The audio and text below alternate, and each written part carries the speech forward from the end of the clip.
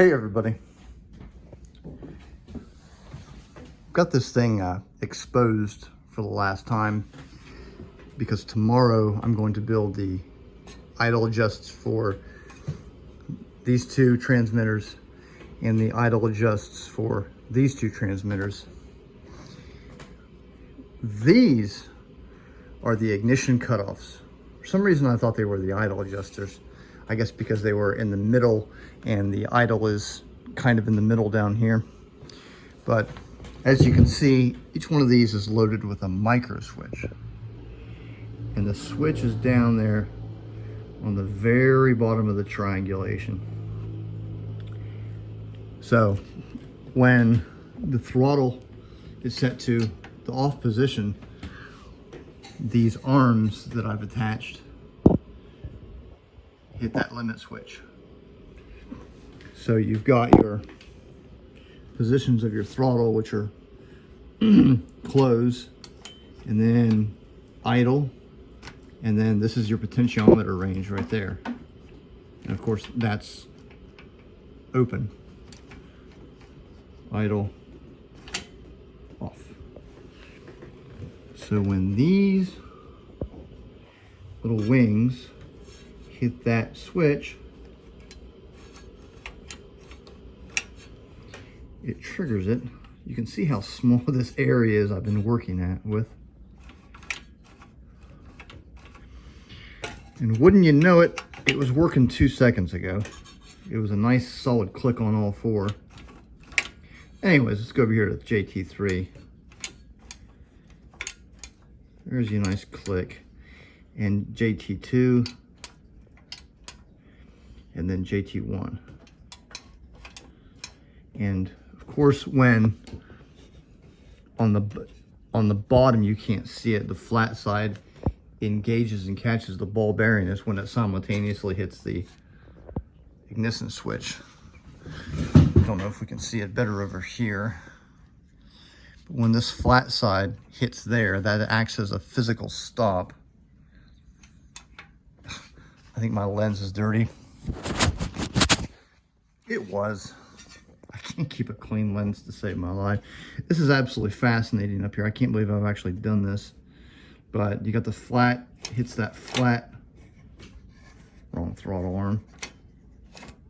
There we go. And when it flattens out and hits the stop and the detent, you also hear the ignition cut off. So that's off. Now, what had to happen in order to make these potentiometers work is there's an actual meaning to the position of these two bolts. And once again, you can loosen these and that will loosen up the indexing wheel so you can calibrate it. But they're positioned like that for a reason, and that is so you watch that arm slides right in between the two of them.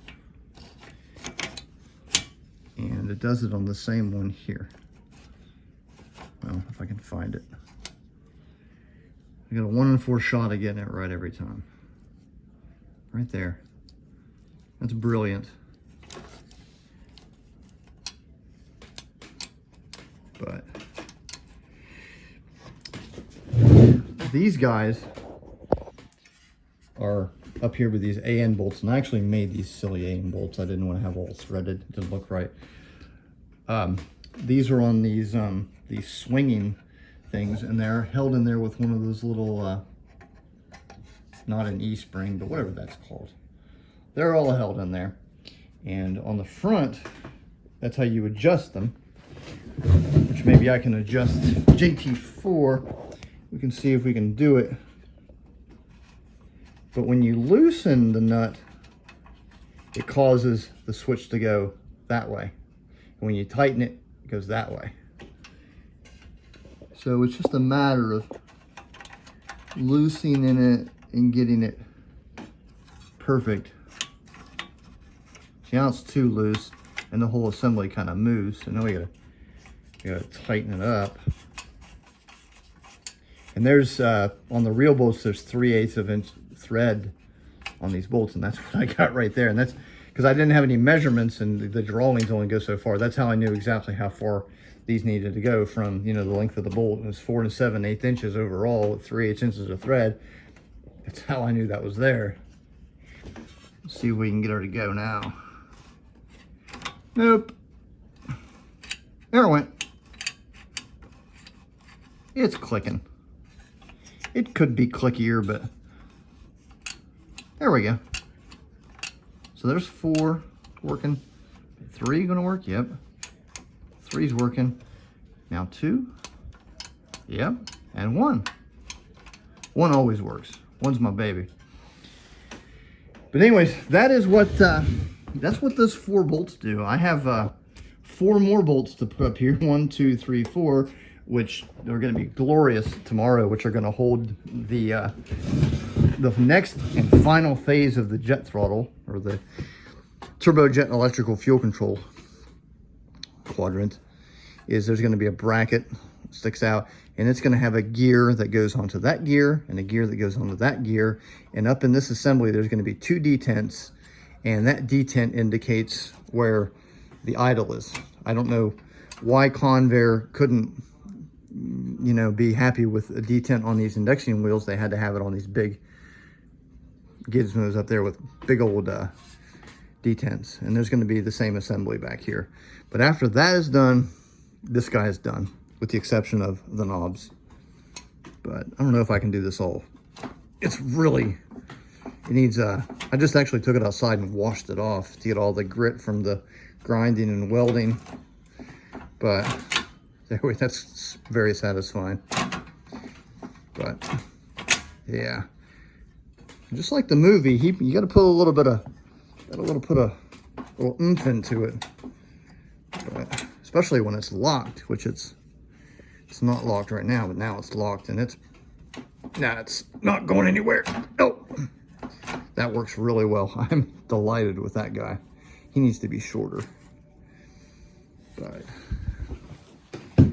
that's it. I got to clean this up here and re-weld a new plate on there and just do all this and do that, strengthen her back. Because one of my problems was this was too far down.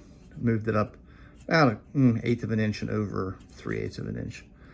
Because I had no idea. I just went off a picture and traced it on the screen and printed it out and copied it on the metal. That's what I used. But it's in there. I could sit here and do this all night, but I'm not going to. I gotta sleep. But there you go. I'll see y'all next time.